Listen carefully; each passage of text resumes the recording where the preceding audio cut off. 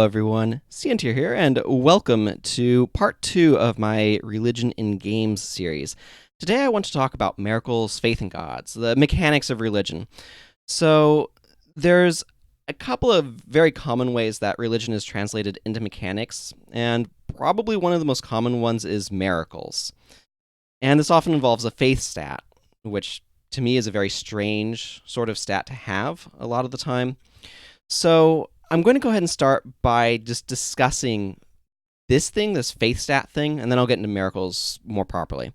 So, first of all, what is faith? Faith is sort of a mix between trust and belief. If you think about it in kind of a human term, when people say, for example, that they have faith in another individual, it means that they trust them. It means that they believe in their capability or their ability to do the thing. For example, say you have an employee, you're an employer of some kind, and you have faith in your employee's ability to do whatever task it is you've given them to do. If you have that sort of faith in them, then you entrust them with a task and you believe that they can get it done. Importantly here, that faith may or may not be well placed. That employee may or may not be capable of getting that task done. If they are, then your faith was well placed in them, and they're able to get it done. If they aren't, well, then your faith was poorly placed and they will fail in some way. On the other hand, if you don't have faith in them, for one thing, you'll likely not give them the task, or if you do, you'll micromanage them, because that's typically how that works. But they still might be perfectly capable of getting it done. And if they are, they will get the task done, maybe with a lot of interference from you. But if they're not capable, they still might not get the task done, but maybe your micromanagement will help. But you can see how this works. Faith doesn't have anything to do with how effective the target of the faith is. Rather, it has to do with your belief and trust in the target's capability to do whatever it is that you've entrusted them with. So, when it comes to religious faith, what that often means is that you are trusting in and believing the claims about whatever your religion would express that towards. So, for example, as a Christian, it would be trust and faith in the Bible's claims to be a true book of God and about Jesus Christ and all of those sorts of things. If it's some other religion, it's going to be claims in that religion makes, so on and so forth. Faith doesn't make a whole lot of sense for how it's casting miracles. The basic idea here is that having faith in something will help you connect to it to cast miracles, or you believe that it will be able to do the miracle happening or whatever. This kind of gets into what is a miracle in the first place. So often I feel like miracles in games are kind of just another magic variant, typically with a holy or healing flair to it, oh, this is the power of the gods or whatever. And as a slight tangent on there, what even is holy damage, right? Holy kind of means set apart for the gods. It's like that. It's a useful term, but it is a little bit of a quirky one. But a miracle typically is some sort of amazing, uncommon event of a supernatural intervention by a god. That's typically what I think of a miracle as being. And what we run into here is the idea is faith helps miracles happen because your belief in the thing's ability to do it makes it happen. It's all kind of a weird mess. Let me give you an example of the sort of thing that I'm talking about here. Dark Souls. Dark Souls has a faith stat. What that faith stat exactly represents, I'm not entirely sure. So let's talk a little bit about miracles. Let's take Lord Gwyn as an example. So Lord Gwyn is, a god in the Dark Souls universe, kind of a Zeus-ish, Thor-ish, more of a Zeus sort of equivalent. He's got the power to make thunderbolts and to fling them at things, and you can get miracles, lightning spear, all the way up to sunlight spear, which are the ability to create lightning in your hand and throw it at something. Now, the way that Dark Souls says that these miracles work is that you recite some sort of epic story about the deity. You recount some event or something. That's basically what's given. If you look at Great Heal Excerpt, I think is what it's called. It says on it that it's a partial fragment of the full story, and that's why it only has one cast, as opposed to the 3 casts of Full Great Heal, which is the full tale, or something along those lines. So reciting part of the tale allows you to be able to, what? Duplicate the deity's power? Copy it? What are you having faith in? The ability for the story to do the thing? The deity itself? You see where this starts to get a bit nebulous, a bit weird, a bit, what do these things actually mean? So let me talk about a little bit of an idea for an alternative, some sort of like piety stat that you raise by doing specific actions. And this piety allows you to be able to request the deity that you're being pious towards to perform a miracle on your behalf, because that's what miracles often are. That's a different direction that you could go. That allows you to have different actions, and we'll talk about that more likely in the next episode. But when I'll talk about creating a religion from scratch. But my point here is that a faith stat, like, you can do it. It's a nice abstraction. It's fine if you want to just have it be another branch of magic. That's totally cool. But it kind of doesn't make a lot of sense. Like, having a lot of faith in what? Like, so this is very different from intelligence. Again, using Dark Souls 1 as an example because it's a good example for this. In Dark Souls 1, you cast sorceries, magical spells, with intelligence.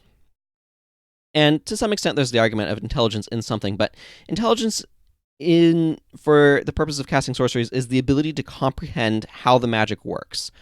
How do you get this spell to happen?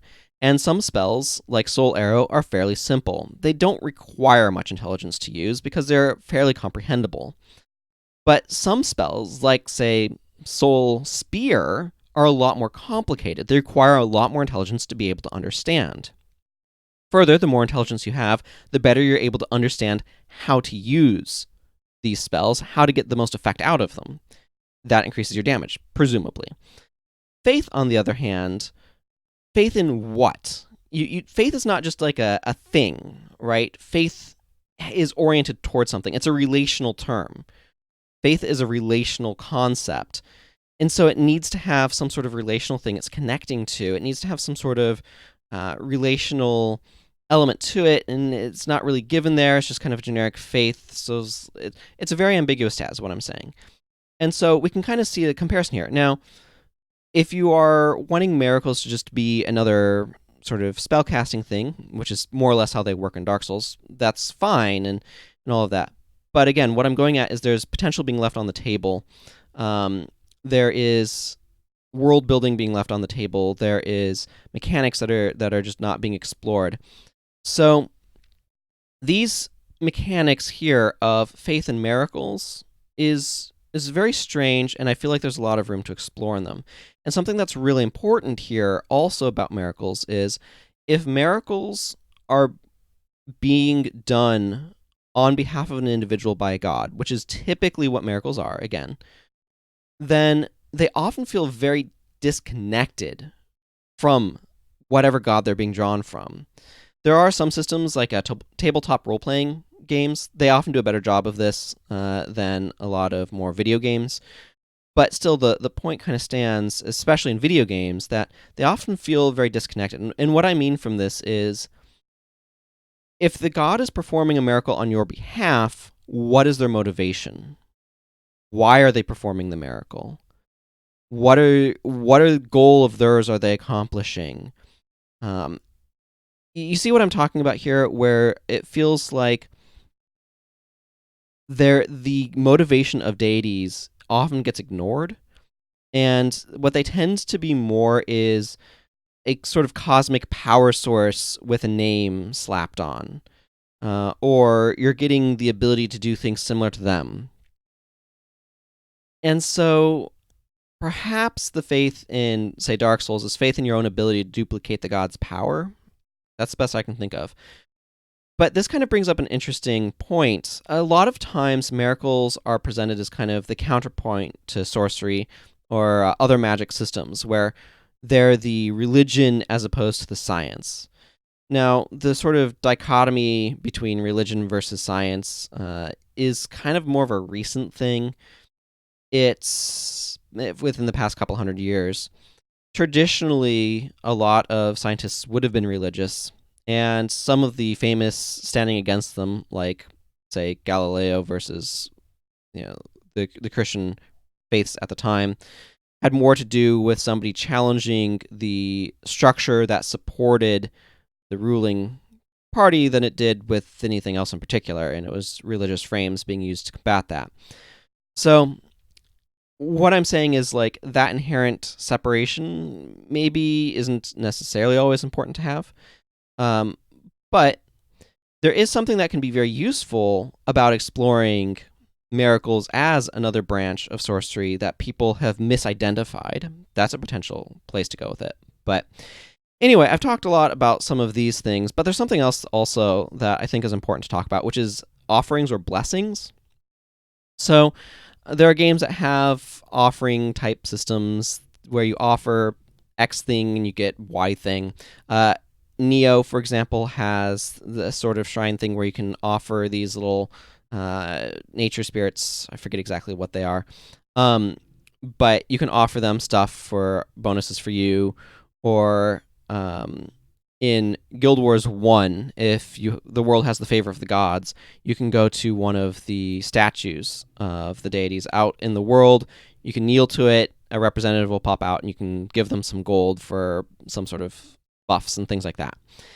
These systems also tend to be very transactional and not necessarily representing an interaction with a deity. Like, again, and we're going to be talking about this a lot in next episode, but what is the motivation of the deity that you're interacting with? What are they trying to accomplish? What are their goals?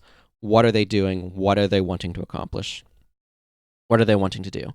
It's all really important stuff that often, this is why religions to me feel half-baked or not quite fully explored, because the full ramifications of them just seem to be kind of off in the winds, not really examined. So anyway, this is some of the deconstruction of a lot of what's been done. So just to kind of recap everything, faith is a very weird stat to have.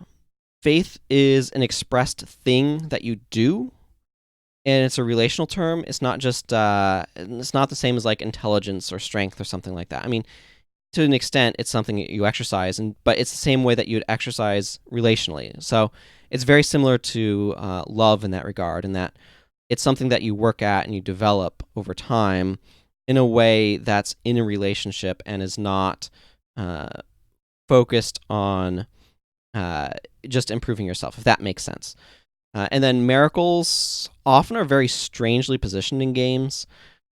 If it's reliable, something that happens every time, all that sort of stuff, at what point is miracle just being a label that we're using for another type of magic?